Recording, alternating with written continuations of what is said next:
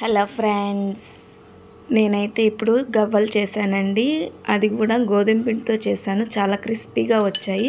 మీరు రెసిపీ చూస్తూ మనం ఇప్పుడు ఒక టాపిక్ అనేది నేను తీసుకొచ్చాను. అది మైదా పిండి ఎలా తయారు చేస్తారో మనం తెలుసుకుందాము. మీ అందరికీ కొంతమందికి తెలిసే ఉంటుంది, కొంతమందికి తెలియకపోవచ్చు. ఇప్పుడైతే ఆ టాపిక్ అనేది చెప్తానండి. మనకి గోధుమల నుండి గోధుమ పిండి వస్తుందని తెలుసు, అలాగే రాగుల నుండి రాగి పిండి వస్తుందని తెలుసు, బియ్యం నుంచి బియ్యం పిండి రవ్వ వస్తాయి అని తెలుసు. కానీ మైదా పిండి దేనితో తయారవుతుందో మీకు ఎప్పుడైనా ఈ విషయాన్ని ఆలోచించారా? ఆ విషయం చాలామందికి తెలియదు. కానీ ఈ పిండితోటి మనము స్వీట్స్ కానీ, కేకులు కానీ, బ్రెడ్ కానీ ఇలా అనేక రకాల పిండి వంటలు చేసుకుని తింటాం. మైదా పిండిని వాడడం వల్ల మనకి ఎన్నో అనారోగ్యాలు వస్తాయని ఇప్పటి నుంచో చెప్తున్నారండి నిపుణులు. అయినా దీన్ని వాడటం మనం ఆపట్లేదు. మనము అసలు మైదా పిండి దేంతో ఎలా తయారు చేస్తారో తెలుసుకుంటే దాంతో వండిన వంటలు ఎందుకు తినకూడదో మీకే అర్థమవుతుంది. ఇప్పుడు మైదా పిండి అనేది ఎలా తయారు చేస్తారో మనం తెలుసుకుందాము. గోధుమ పిండి చేసేటప్పుడు గోధుమలను నీరుగా మనము మిల్లులో వేసి పిండి చేస్తారు. అందులో ఎలాంటి రసాయనాలు కలపరు. బియ్య పిండి అయినా అంతే. అందుకే వీటితో వండే పిండి వంటలు తినడం వల్ల మనకి ఎలాంటి హానికరమైన మార్పులు లేవు. కానీ మైదా పిండి మాత్రం మిల్లులో బాగా పాలిష్ చేసిన గోధుమల నుండి తయారు చేస్తారు. పాలిష్లో భాగంగా గోధుమలు పై పొర ఉంటుంది కదా అండి, చాలా వరకు తీసేస్తారు.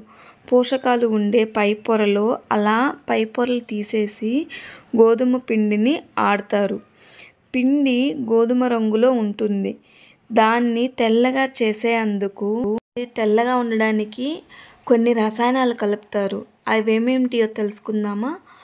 అజోడి కార్బోనమైడ్ అని ఒకటి, క్లోరిన్ గ్యాస్, బెంజోల్ పెరాక్సైడ్ వంటివి రసాయనాలను కలిపి చివరిలో పొటాషియం బ్రోమైడ్ను కలుపుతారు. అప్పుడు మైదా చాలా స్మూత్గా తెల్లగా అవుతుందంట. కానీ ఈ మైదా తినడం వల్ల మనకి క్యాన్సర్ వచ్చే అవకాశం ఉందని నిపుణులు చెప్తున్నారు. మైదా తెల్లగా రావడానికి కలిపే ఒక రసాయనం బ్రోమైడ్. ఈ బ్రోమైడ్ వల్ల మనకి క్యాన్సర్ వచ్చే అవకాశం ఉందని నిషేధం కూడా విధించారంట. కానీ ఇవి మైదా తినడం వల్ల చాలా కీటకాలు చనిపోతాయి. అంతేకాదు, మైదా పిండి నీటిలో కలిపి గోడలకు పోస్టర్లుగా అంటిస్తుంటారు. మీకు తెలుసు అంటించడం ఇవన్నీ కదా, తెలిసే ఉంటుంది ఫ్రెండ్స్.